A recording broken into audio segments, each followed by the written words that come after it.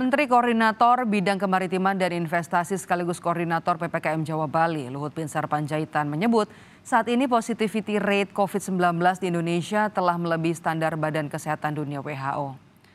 Menurut Luhut, positivity rate COVID-19 di Indonesia saat ini mencapai 24%. Padahal WHO menetapkan ambang batas minimal angka positivity rate kurang dari 5%. Apabila positivity rate suatu daerah semakin tinggi, maka kondisi pandemi di daerah itu memburuk.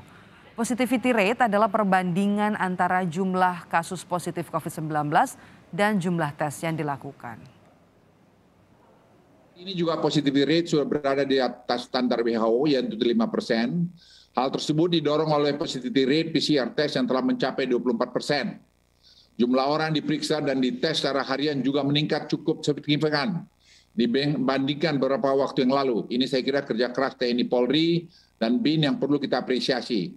Untuk itu pemerintah terus menghimbau kepada masyarakat agar tidak perlu takut untuk segera melakukan pemeriksaan tes antigen maupun PCR apabila merasakan gejala flu dan batuk. Kementerian Kesehatan mengumumkan hingga kini tercatat 5 kasus meninggal akibat COVID-19 varian Omikron. 60% dari mereka adalah yang belum mendapat vaksin lengkap. Dengan temuan ini, Menkes Budi Gunadi Sadikin sangat berharap kepada masyarakat untuk segera melengkapi vaksinasi COVID-19. Kita yang sudah ada meninggal 5 orang positif Omikron. Itu 60% belum divaksin lengkap. Kita sudah melihat dari kasus yang sedang dan berat yang membutuhkan oksigen. 63% belum divaksin lengkap.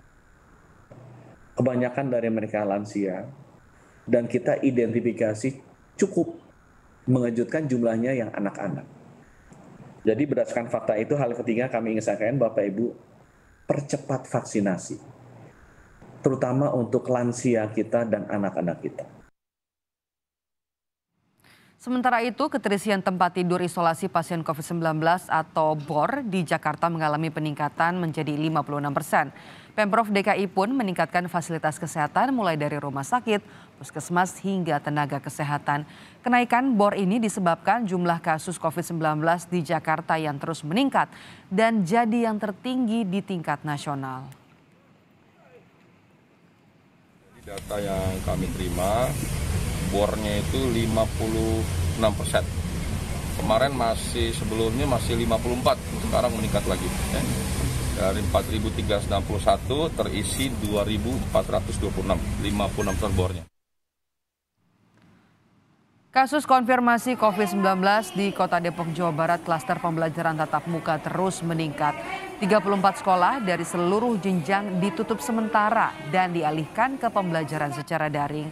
Selain siswa yang terkonfirmasi juga adalah pegawai dan guru di sekolah.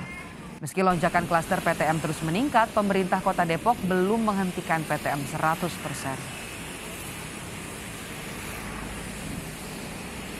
34 sekolah dari jenjang TK, SD, SMP, dan juga SMA.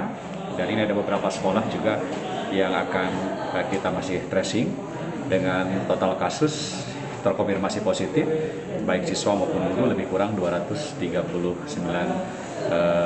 orang.